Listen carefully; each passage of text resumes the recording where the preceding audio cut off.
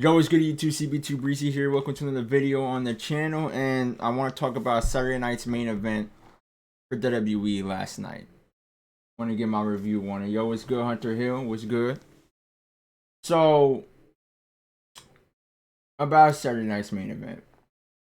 Honestly, bro, first of all, people have been saying that WWE has been on a downfall. Can I play Fortnite with you? I'm gonna be playing with a friend today, so it's just gonna be me and her when she get on.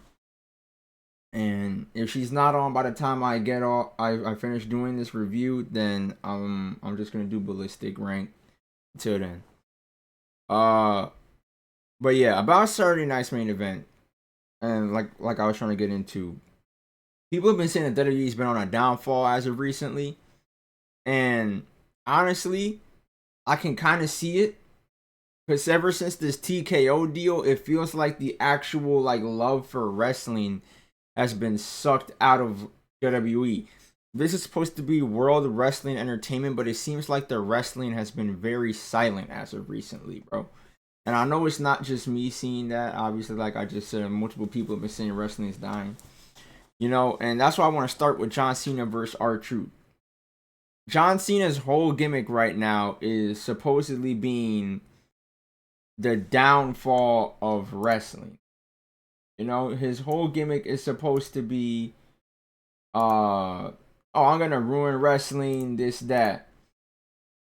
And it's like, I understand that John Cena is supposed to be ruining wrestling, and people have to it's very mixed with that gimmick because people are like, you know, oh, they're just using this as an excuse for like bad writing and stuff because John Cena is like doing some atrocious things. Like, ever since John Cena won the world title, there seems to be a different, like a shift in John Cena matches. Like, they don't hit the same, bro. It doesn't feel like there's much like love and passion going into it. But his whole gimmick is that he's ruining wrestling. But every John Cena match, honestly, I haven't been excited to watch this whole retirement tour. And is that not insane that like this is John Cena's retirement tour and we're not enjoying it? Like, his match with Randy Orton, it was a good match, honestly. That was an entertaining match. R-Truth coming to help John Cena was insane, but it happened. And honestly, I can't really say I didn't enjoy the Randy Orton match. The R-Truth match that we just had at Saturday night's main event, we all knew that R-Truth was losing, but they absolutely squashed that man, bro. And that is like, it really sucks that R-Truth didn't really get to like really have a serious ass singles title run in WWE. Like, they gave him the United States Championship those two times, but that's really it. And then ever since then, it's just been tag team title after tag team title. Like, I really wish R-Truth really got to have a serious gimmick because I know he would go crazy. This moveset's amazing, bro. But, you know, he's just stuck in squash matches putting people over. And then at the end of John Cena vs. R-Truth, Cody Rhodes finally returned when John Cena jumped R-Truth with Logan Paul. And now we're going to get Cody Rhodes and Jey Uso versus John Cena and Logan Paul at Money in the Bank. And you've got to be kidding me. John Cena is going to be teaming with Logan Paul. Now, look, when you look at this in the ruining wrestling perspective, John Cena is dead ass ruining wrestling with what he's doing. Like, he's the world heavyweight, not the world heavyweight, but he's the world champion, and he is just completely putting on a stink show. He's ruining wrestling, whether you like to, like, you know, acknowledge it or not. He's ruining wrestling with his gimmick. But, you know, people are going to be like, oh, you can't just say that as an excuse for all the bad writing and this and that he's doing.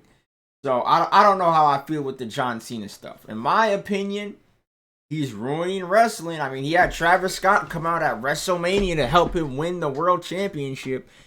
And now when you go back in history and you have to look back at how John Cena won his 17th world title, you have to see that Travis Scott helped him do it.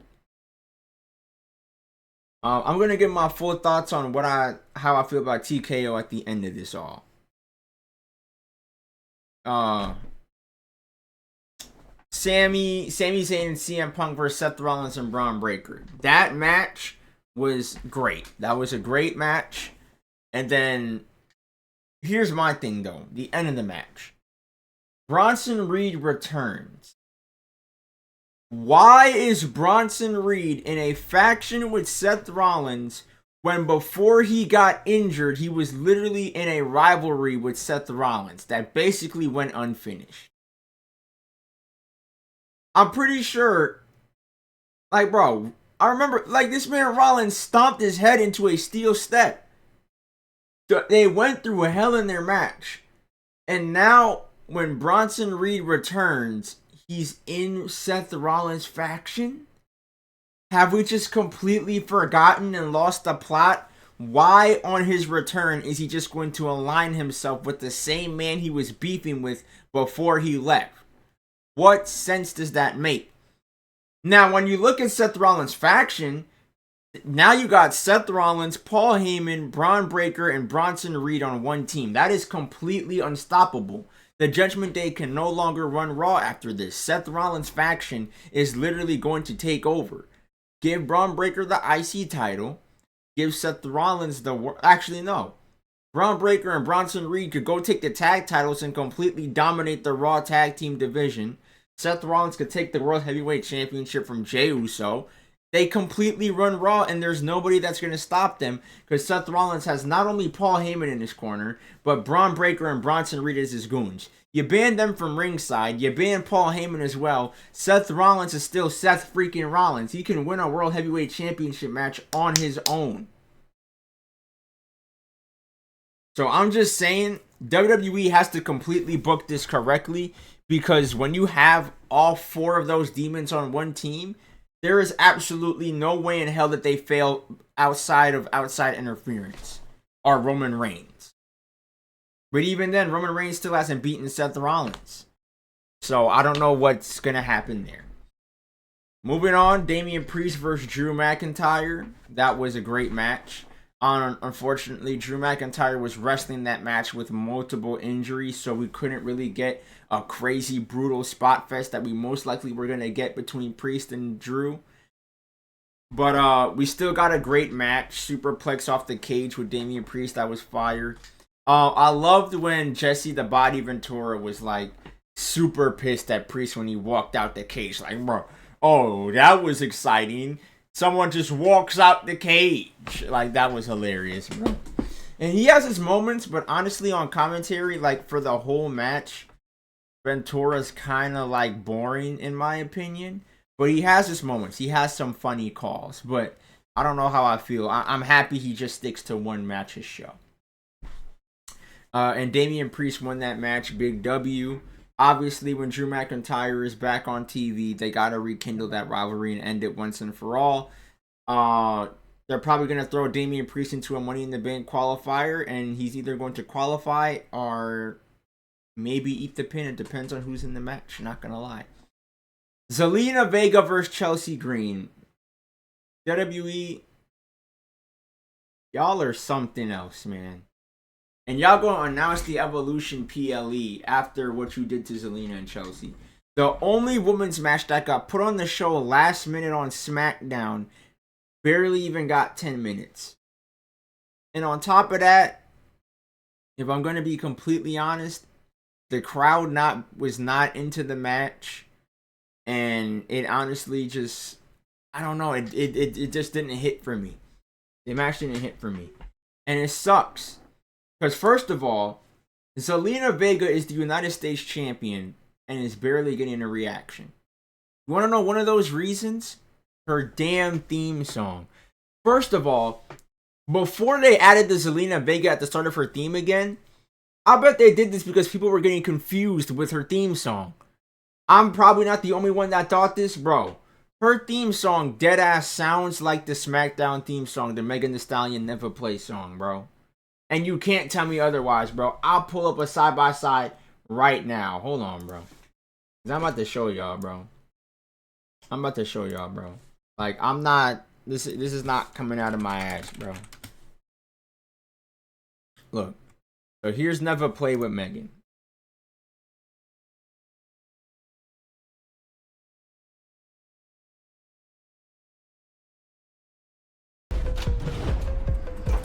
One, two, three, four. 5, 6, 7, 8. Let them know we on the way. Counting zeros every day. You know that we never play. Ay. And now you go to Zelina Vega's theme song.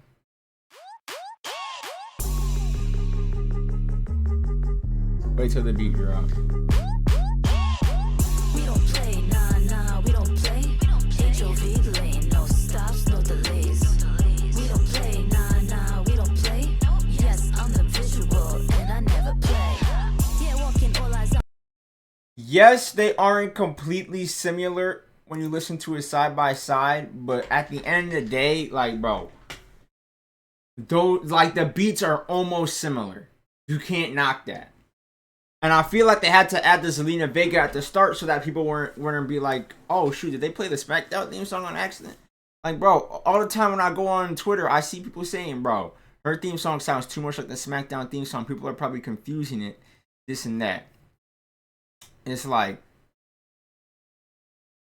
I don't know. But yeah, honestly, the women's mid-card title division, it's getting very scary. And we have Evolution around the corner. I don't even know what they're going to do when they have to book these title matches. And I'm going to say this right now. If all of the women's championships aren't on the line at the Evolution PLE, we are going to have a serious issue. I know this is supposed to be some all-woman showcase. We need to have the titles on the line. We need to make this feel like just an all-women's PLE, but it still needs to be a banger. And we cannot have another rematch. I do not want Lyra versus Becky again. I do not want Chelsea versus Zelina, or Chelsea wins the title back on a SmackDown and then we get Chelsea versus Michin. Or, knowing WWE, they'll probably do Chelsea versus Michin versus Zelina Vega in a triple threat for the Women's United States Championship. Listen, the women's mid-card division, let me mute my John, bro. The women's mid-card division, honestly, is it's just, I don't know, man. Like, for the Raw side, right? Who does Lyra Valkyria have to challenge her Women's Intercontinental Championship, bro? Tell me. Who does she have? There is literally nobody for Lyra Valkyria to challenge for that Women's Intercontinental Championship, bro. Roxanne Perez, now that she just got called up, she could probably go for that. And her and Lyra can put on an absolute banger. I won't deny that. Save that for Evolution, as a matter of fact. But after that, what are we going to do? We need to call up more NXT women, bro. Like I was saying, bro, they should have just had one women's mid-card title and have it be cross-brand entirely. Raw, SmackDown, NXT. Actually, just Raw, SmackDown, alright? Because there are not enough women on the rosters to have 2 world championships and 2 mid-card championships. That's just the truth. That's just the truth. Honestly, they can only have 1 women's mid-card title, 2 world championships. Scrap the women's tag division, because y'all don't know what the hell you're doing with that. Michin and B-Fab, they're a good team together, but they threw that together because Michin was in singles competition going after the women's US title, and then, you know, she got B-Fab as an ally to help her with the Secret Harvest, but now they're just an actual women's tag team. So you got the Secret Harvest, you got Michin and B-Fab, you got Liv Morgan and Raquel Rodriguez, you got Fatal Influence on NXT, Fallon Henley and JC Jane. I don't know where Jasmine Nix is. And then Zarya and Soruka. That's 5 women's tag teams, but here's the issue. Liv Morgan is out right now doing a movie, but even when she comes back, I don't even know what they're going to do, because when you're talking about the main roster only has Liv and Raquel, Michin and B-Fab. I'm pretty sure that's it. That's literally it for the main roster women's tag teams. And then Zaruka, Fatal Influence. I forgot if I said a 15 or not. But it's like, I don't know what it is. They literally like sabotaged the women's tag division with the releases that happened, and it just, I don't know. But Jey Uso and Logan Paul, that's the final match on the card I need to talk about to end this off. Logan Paul did his thing. Jey Uso is Jey Uso. If I'm going to be completely honest, look, I love yeeting and everything, but Jey Uso needs to evolve his in-ring moveset as World Heavyweight Champion. We need to see more than the same couple of moves, bro. Like, on a regular Raw and shit, it's fine.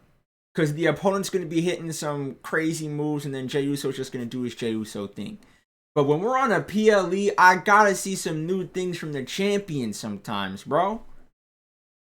Logan Paul quite literally was like the more entertaining factor throughout that whole match.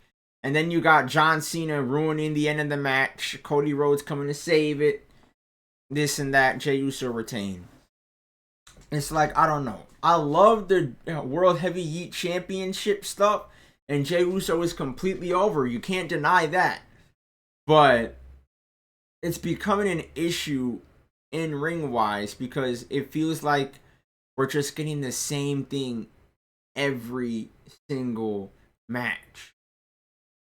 Yeet punches, do your little dance, poo, yeet, hip attack, spear, Uso splash, Samoan drop.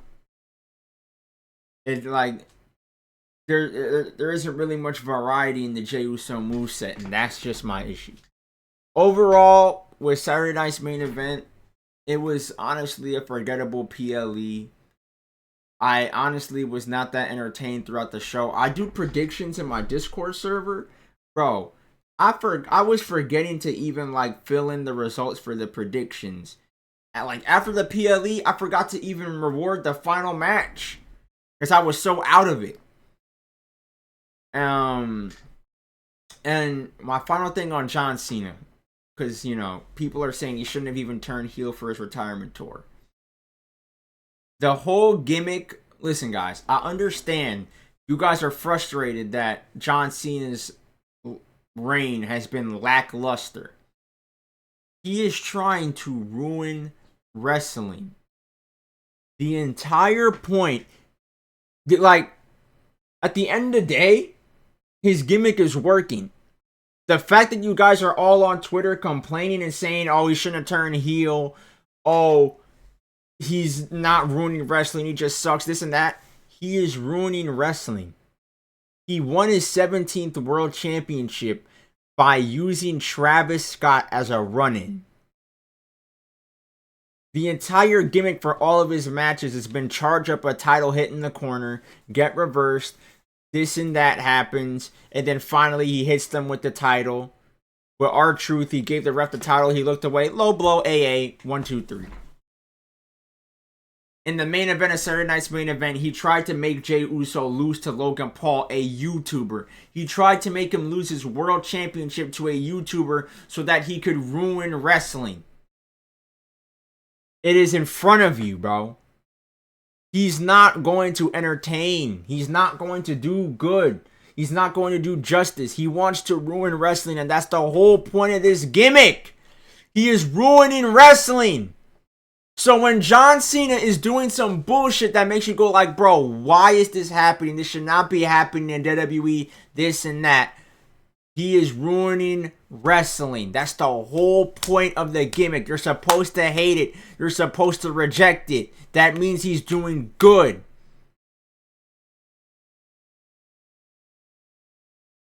That's my final opinion on John Cena. That's my final opinion on Saturday night's main event. Thank you for watching. If you agreed, leave a like. If you enjoyed it, leave a like. Subscribe to the channel if you're new. Comment down below what you guys thought about Saturday night's main event and your predictions for NXT Battleground.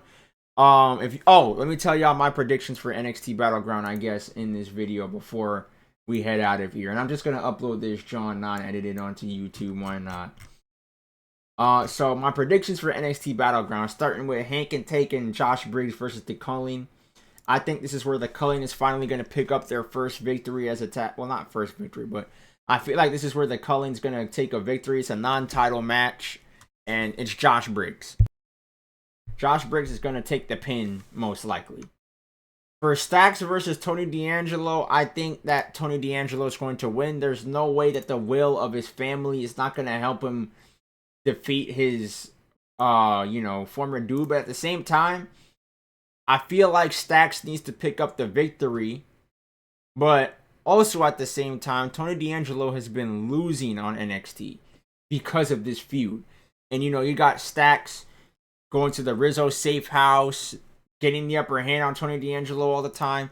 Tony D's got to get the first victory, but I think Stacks is going to win the whole rivalry altogether.